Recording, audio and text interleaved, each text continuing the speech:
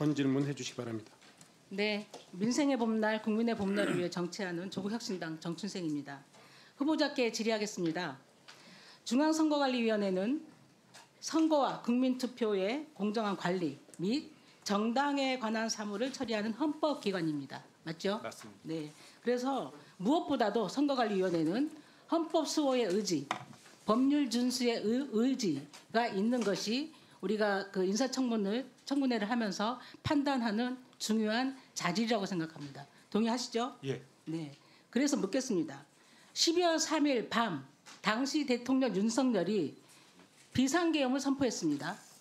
이거에 대해서 위헌 위법적인 내란이라고 생각하십니까? 아니면 대통령이 통치할 수 있는 비상계엄 헌법에 근거한 법률에 근거한 통치 행위라고 생각하십니까?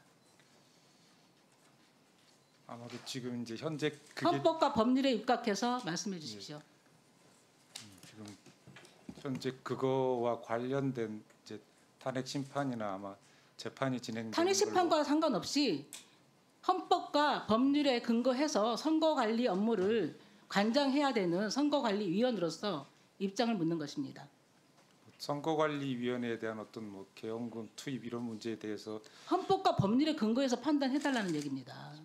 어쨌든 뭐 계엄은 뭐 헌법과 계엄법에 정해져 있듯이 엄격한 요건에 한해서 아주 제한적으로 그러니까요. 선포하도록 돼 있습니다. 12월 3일 예, 당시 대통령 윤석열이 한 행위는 헌법에 근거한 비상계엄입니까? 아니면 내란입니까? 거기에 대해서는 지금 제가 구체적인 답변을 드릴 수가 없을 것 같습니다. 좀 양해해 주시면 감사하겠습니다. 실망스럽습니다. 그러면 당시 계엄군이 선관위 침탈한 거에 대해서는 어떻게 생각하십니까? 그것도 답변할 수 없습니까?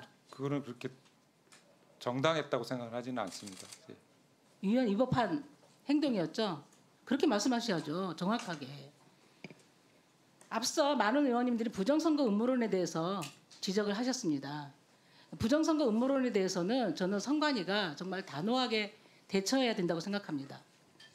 그 많은 주장들 중에 선거 투표용지가 빳빳한 투표용지가 다량 발견됐기 때문에 그게 부정선거의 증거다. 이렇게 유포하는 사람들이 있습니다. 들어보셨죠? 예, 들어봤습니다. 네, 황교안 전 총리, 민경욱 전 의원 같은 경우는 아직도 그거를 설파하고 그것을 극우 유튜버들은 퍼나르고 그것을 정광훈 집회에서 세계로 집회에서 아직도 설파하고 있습니다. 들어보셨죠? 예, 후보님 그럼 사전 투표 해보셨습니까? 예, 해봤습니다. 관 외에서 해보셨습니까? 관 내에서 해보셨습니까? 관 외에서 해보셨습니까? 관 내에서 했습니다. 내에서만 했습니까? 저는 관 외에서 자주 해봤거든요. 제가 시연을 한번 해드리겠습니다. 이게 모의 투표입니다. 이것도 부정선거로 할지 몰라서 모의 선거 투표 용지입니다. 관 외에 가서 투표를 하게 되면 이런 투표 용지와 이거 투표 용지를 담을 수 있는 봉투를 제공받습니다. 이렇게 아시죠? 그래서 이것을 투표함에 가서 투표소에 가서 기표를 하게 됩니다.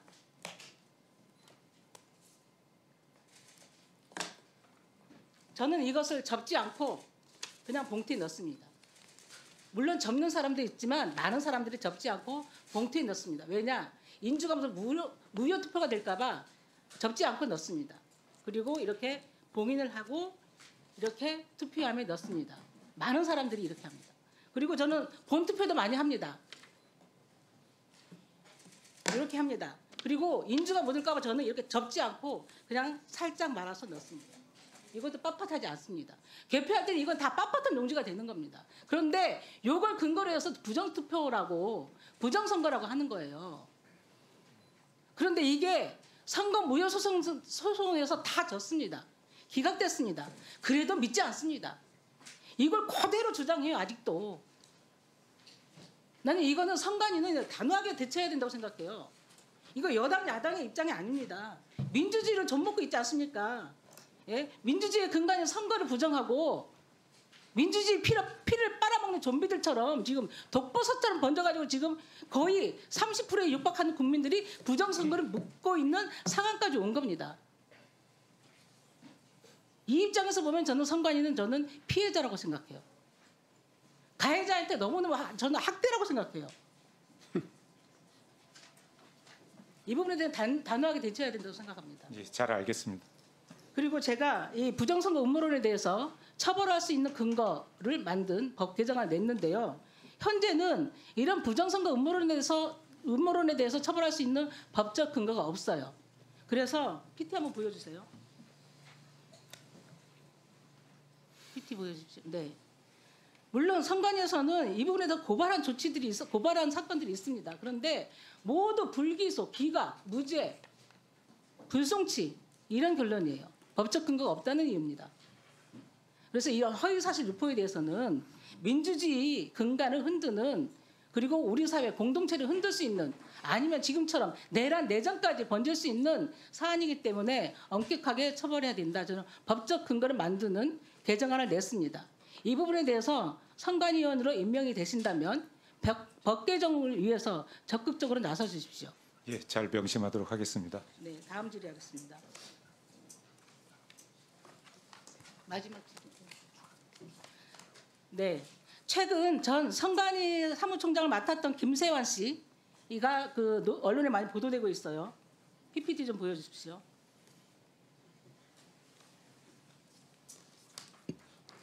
네, 김세환 전 총장은 퇴직 후에 국민의힘에 입당하고 2024년 3월 9일 국민의힘 배준영 후보의 선거사무소 개소식에도 참석했습니다.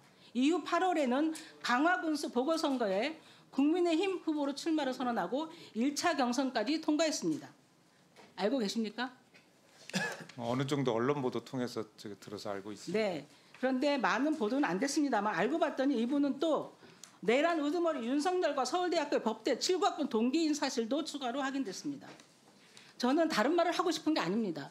직전에 선관위 사무총장을 했던 사람이 몇 개월이 지나서 아니면 2년 6개월 정도 지난 것 같은데요.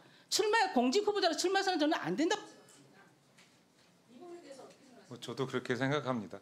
선거 관리의 투명성을 위해서는 그 조직에 있는 모든 사람, 특히 고위직에 있었던 사람은 한치의 의심받는 행동도 해서는 안 된다고 생각을 합니다. 출마를 제한할 수 있는 법이 없다면 내부 윤리 규범이라도 만드십시오.